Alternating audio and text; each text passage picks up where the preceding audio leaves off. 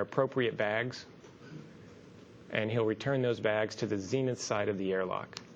The second bag that you see here contained the pump module jumper that was used during the increment pump module EVAs.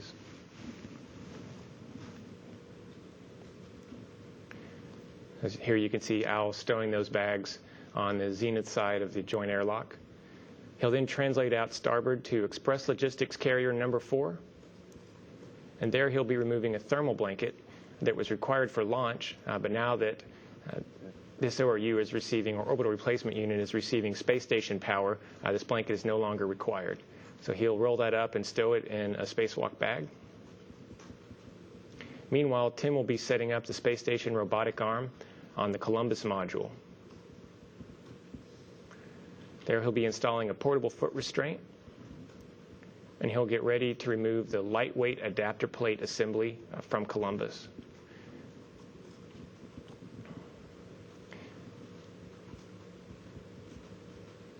So here you can see Tim working in the neutral buoyancy lab. He'll have to rotate this lightweight adapter plate assembly 180 degrees in order to get it in the correct orientation to be stowed in the shuttle payload bay. This was part of a material science experiment. The other two components have been brought down. This is the third and final component that needs to be brought to the ground and contains about 10% of the data for the experiment. This experiment was originally launched on STS-133. Here you can see Tim riding the arm into the payload bay. He'll drive a single bolt to secure the lightweight adapter plate assembly to the side of the shuttle.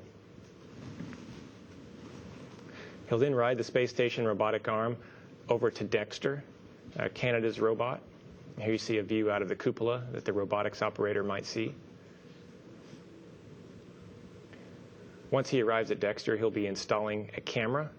This will be the final component to complete outfitting on Dexter. He'll then remove a thermal blanket on Dexter. This blanket was needed for launch, but now if Dexter's working hard on a given day, it may cause things to get too warm, so we'll remove this blanket. From there, he'll ride the robotic arm back to Columbus. See the arm translation path here coming past the orbiter. Once he's back at Columbus, he'll remove the portable foot restraint and reconfigure his tethers and be tethered back to space station. He'll then stow that portable foot restraint on the outside of Columbus, and then he'll head back to the robotic arm one more time, where he'll install a lens cover on one of the cameras on the elbow of the arm. Now, this cover will protect the lens from the plumes of visiting vehicles when they arrive and depart.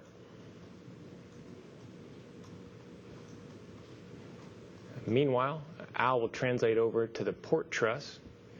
Al has quite a translation path. He goes almost all the way starboard, then all the way port. Here on the port truss, he'll be installing a light. This light will illuminate the solar alpha rotary joint and will provide lighting during night passes for the EV crew when they're working in this area. He'll then translate up to the zenith part of the truss. Once he gets there, he'll be reinstalling a thermal booty over a fluid quick disconnect. This is something that was noticed that was out of configuration, so he'll reinstall that to maintain the appropriate temperature for this fluid quick disconnect. He'll then translate down to the nadir side of the radiator, where he'll be troubleshooting two radiator grapple stow beams that were installed on STS-131. And when these were installed, they weren't as secure as we expected them to be, so I will be going through some troubleshooting steps to get them resecured. These would be used in the event that we needed to change out a radiator. I will then head over to node 3. There he'll be removing a thermal blanket. This blanket has a couple of connectors underneath it that have created a tent. And because of this tent configuration, we're worried that it could get too hot. The connectors could get too warm, so by removing this blanket, we're mitigating that risk. From there, both crew members will head off to their final task. Tim will head over to Dexter, where he'll be installing a lens cover on Dexter, again to protect this camera and lens from the plume of visiting vehicles. And Al will head to the mobile transporter, or the POA as we call it, the payload ORU accommodation. and he'll be installing a lens cover in this location as well.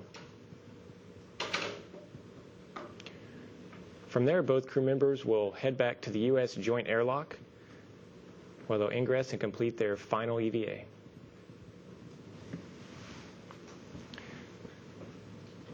And that completes my briefing for today. I'd like to hand things back over to the moderator.